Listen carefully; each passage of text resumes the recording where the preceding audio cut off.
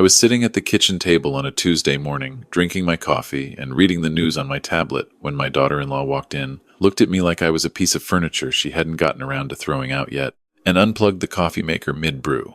"We're cutting back on electricity," she said. Not to me specifically, just into the air, like I wasn't there. I looked at the half-filled pot. I looked at her. She had already turned around and was scrolling through her phone. I said nothing. "My name is Gerald. I'm 67 years old. I spent 31 years as a mechanical engineer with the city of Edmonton, raised my son on my own after his mother passed when he was 14, and I paid off my house on Rabbit Hill Road in full by the time I was 53.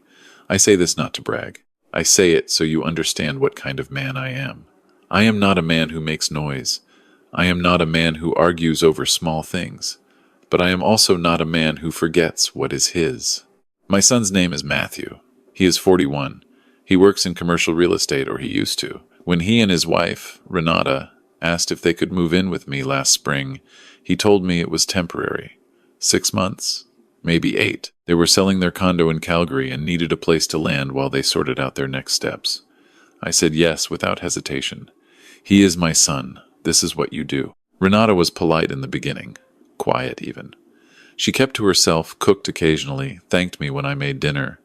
I thought we would be fine. By the second month, something shifted. It started small. She rearranged the living room without asking. Said the old layout made the space feel closed off. She moved my armchair, the one I have had since 2009, the one I sit in every evening, to the corner near the window where the afternoon sun hits directly in your eyes. When I moved it back, she moved it again the next day. Then she started commenting on my grocery choices. Too much red meat. Too many processed foods. She began doing her own separate grocery runs and storing her items on specific shelves she had claimed in the fridge with a kind of quiet authority that suggested the rest of the fridge was merely being tolerated. Matthew noticed none of this. Or if he did, he said nothing. He left early for work and came home tired, and by then Renata had already shaped the house into something I no longer fully recognized. The coffee maker moment was a Tuesday. The following Friday was when I understood something was genuinely wrong. I had a friend coming over. His name is Doug. We've known each other since our kids were in hockey together in the 90s. I mentioned it at breakfast casually, just letting them know someone would be stopping by around 2. Renata put down her fork. "Can you give us more notice next time?" she said. "This is our home too." I looked at Matthew. He looked at his eggs. I said, "Of course." And I meant it as a courtesy, not as an agreement to her framing of the situation. But I said it, and she nodded, like something had been decided. Doug came over. We sat on the back deck. Renata stayed inside but moved around the kitchen in a way that made itself known, cabinets closing with a little more emphasis than necessary, the vacuum running for 20 minutes in the hallway just outside where we were sitting. Doug raised an eyebrow at me. I shook my head slightly. Later, I told him. He said, "Gerald, that's your house." "I know," I said. "I know it is." What I didn't tell Doug, what I hadn't fully admitted to myself yet, was that 2 weeks earlier, Renata had brought up my name on a piece of paper. She slid it across the kitchen table one evening while Matthew was in the shower. It was a credit application. A joint line of credit, she explained, for home improvements. The interest rate was better if there were 2 names on it, she said. She had already filled most of it out. I read it carefully. It listed the property on Rabbit Hill Road as collateral. I told her I would think about it. She smiled and said, "Of course, take your time," in the tone of someone who had never once considered that the answer might be no. I did not sign it. I folded the paper and put it in my shirt pocket and said I'd look it over later. She watched me do this with an expression I have thought about many times since. That night, I called my friend Patricia, who had worked in estate law for 22 years before she retired. I described the document as best I could remember it. She went quiet for a moment. Then she said, "Gerald, do not sign anything that puts your property up as collateral. Not without independent legal advice. Not for anyone." I told her I hadn't. "Good," she said. "And check your credit report. Pull it this week." I pulled it the next morning. Through Equifax. Online. Which took me longer than I would like to admit, but I managed. There were 2 inquiries I did not recognize. One from a financial institution in British Columbia.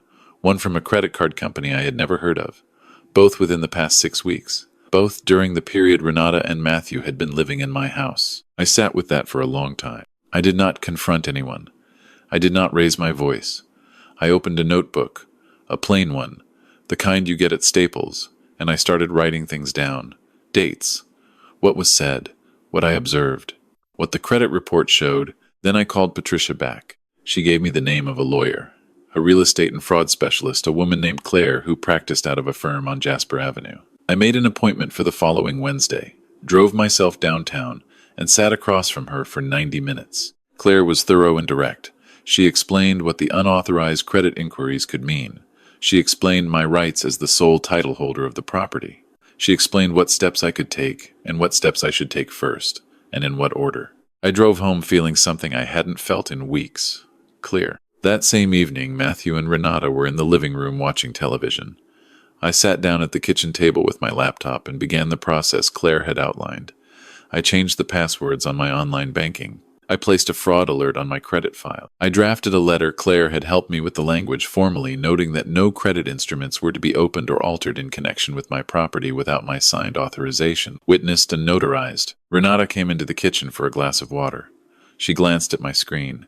I tilted it slightly away. She paused for just a moment, a half second, and then filled her glass and went back to the living room. 3 days later, she brought up the credit application again. "Have you had a chance to look it over?" she asked. Matthew was at the table too, eating lunch. I said, "I have. I won't be signing it." She blinked. "Oh, any particular reason?" "I've had some advice," I said. "I'm not comfortable using the house as collateral." "It's standard," she said. "It's just how the process works." "I understand," I said. "The answer is still no." Matthew looked between us.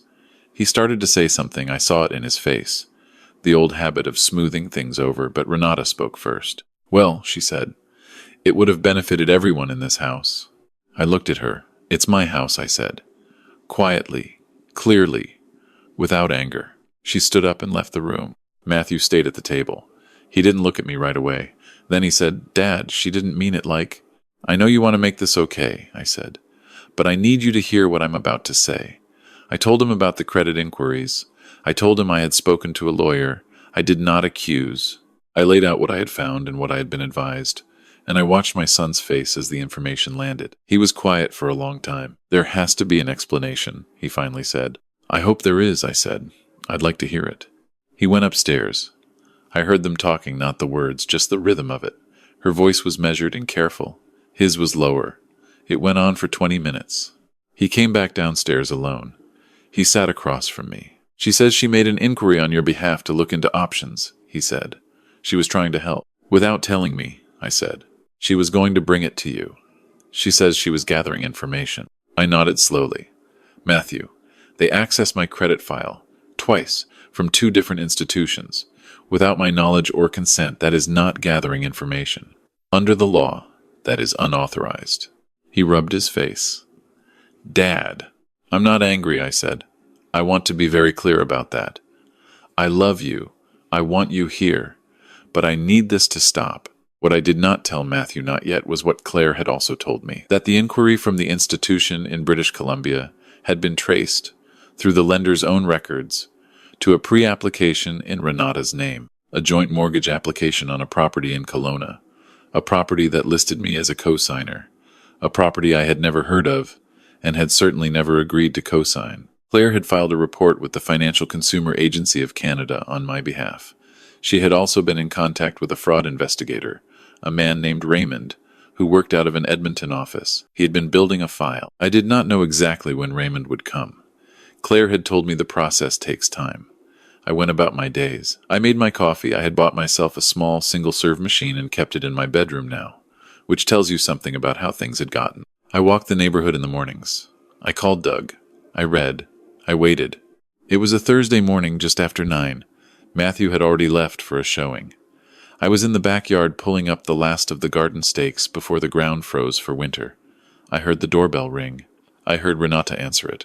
Then I heard nothing for a moment. I came in through the back door. Raymond was standing in my front hallway. He was a calm, even-faced man in a dark jacket, and he had another person with him, a woman from the FCAC. Renata was very still. She had one hand on the wall, just slightly. Raymond introduced himself to me. He confirmed this was my residence.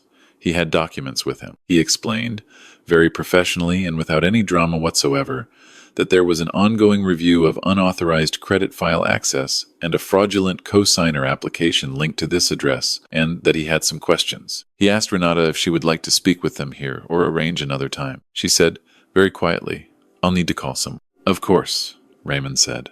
I made tea. I am not sure why. Old habit. I put the kettle on and stood at the counter while Renata made a call in the other room, and Raymond waited in my hallway with the patience of someone who has done this many times. Matthew came home within the hour. Renata had called him. He walked in looking pale, and when he saw Raymond and the documents spread on my kitchen table, Claire had joined us by then. Via phone, he sat down heavily in a chair and put his head in his hands. "Dad," he said. "Dad, I didn't know. I believe him. I believed him then, and I believe him now. My son is not a dishonest man. He is a man who loves someone and didn't look closely enough. And that is a different thing, and it is something he will carry for a long time." The investigation took several months. I won't go through all of it. What I can tell you is that Renata had done this before. Not identically, but variations of it. There was a former partner in another province. There was a business acquaintance in Vancouver. The Kelowna property had been the furthest she had gotten with any of it, and she hadn't gotten far. She and Matthew are no longer together. That was his decision, made slowly and quietly, the way my son makes most of his decisions. He lives in the house with me still. We've repainted the living room. I moved my chair back to where it belongs. He asked me once, a few months after everything settled, why I hadn't said something sooner, why I had stayed so quiet through all of it. I told him, because I needed to be sure, because accusations made in anger don't hold up. Because a 67-year-old man who raises his voice about his own coffee maker gets dismissed. But a 67-year-old man who documents, consults a lawyer, and files the right reports with the right agencies, that man gets listened to. I also told him something my own father told me, which is that silence is not the same as surrender. You can be completely quiet and completely in motion at the same time. He thought about that for a while. Then he said, "I'm sorry, Dad." I told him he didn't owe me an apology. He owed himself some honesty about what he had seen and chosen not to see. That's between him and his own conscience. But I told him I was glad he was home, and I meant it. I still pull my credit report every 3 months now. Patricia reminded me. It takes 10 minutes and it costs nothing. And if you're watching this and you have anyone at all, living in your home who has access to your documents or your information, I'm telling you as clearly as I can, check it. Not because everyone is dishonest, but because the ones who are tend to rely entirely on the fact that you won't. My house is mine. My name is on the title, on the deed, on every account that matters. It was mine when I worked overtime to pay it off. It was mine when I came home to it alone for 13 years. And it is mine now, on a Thursday afternoon in November, with the kettle on, and my son upstairs, and the chair exactly where it should be. That's all I wanted, just what was mine. Where are you watching from? And what time is it there? Drop it in the comments. I read every single one.